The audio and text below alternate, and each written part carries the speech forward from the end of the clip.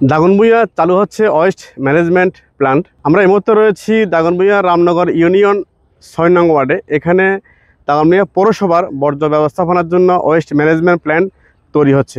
দাগনভূঞাবাসীর দীর্ঘদিনের প্রত্যাশা পূরণের পথে আরেকটি গুরুত্বপূর্ণ পদক্ষেপ নেওয়া হয়েছে। জনস্বাস্থ্য প্রকৌশল অধিদপ্তরের উদ্যোগে সারা দেশের ৩২টি উপজেলার আধুনিক ওয়েস্ট ম্যানেজমেন্ট প্ল্যান্ট স্থাপনের প্রকল্প হাতে নেওয়া হয়েছে, যার মধ্যে দাগনভূঞা পৌরসভাও রয়েছে। এই প্রকল্পের প্রকল্পিত ব্যয় প্রায় ১০ কোটি টাকা।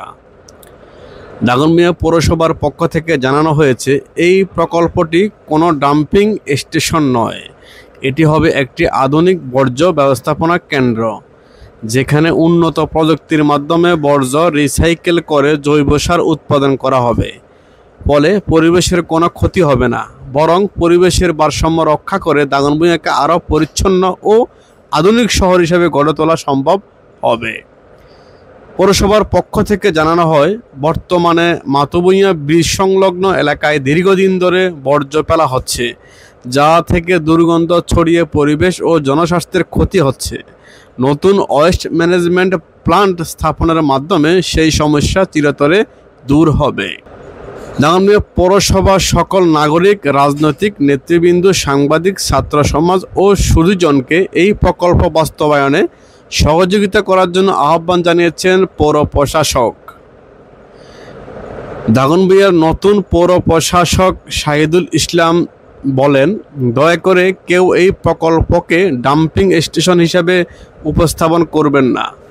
এটি একটি আধুনিক ওয়েস্ট ম্যানেজমেন্ট প্ল্যান্ট, যা দাগনভূঞাকে সুন্দর, স্বাস্থ্যকর ও উন্নত শহরে পরিণত করবে। খুব শীঘ্রই পৌরসভার পক্ষ থেকে এই প্রকল্পের বিস্তারিত তথ্য জনসম্মুখে তুলে ধরা হবে বলে জানানো হয়েছে। আসসালামু আলাইকুম। আসলে দাগনভূঞা পৌরসভার যে ডাম্পিং ব্যবস্থাপনা, এখানে আমাদের ৬ নং রামনগর ইউনিয়নের ৬ নং ওয়ার্ডে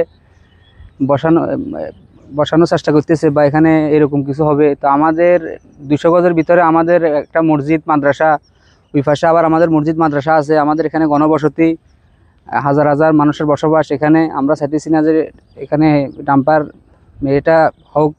এগুলো হইলে আমাদের পরিবেশের জন্য ক্ষতি, আমাদের এলাকার মানুষের জন্য ক্ষতি, চলাফেরা বা পরিবেশের দুর্গন্ধ ছড়াবে, যা মানুষের অনেক অসুবিধা কষ্ট হবে। এইসব বিবেচনা করে আমরা চাইতেছি না যে এখানে হোক।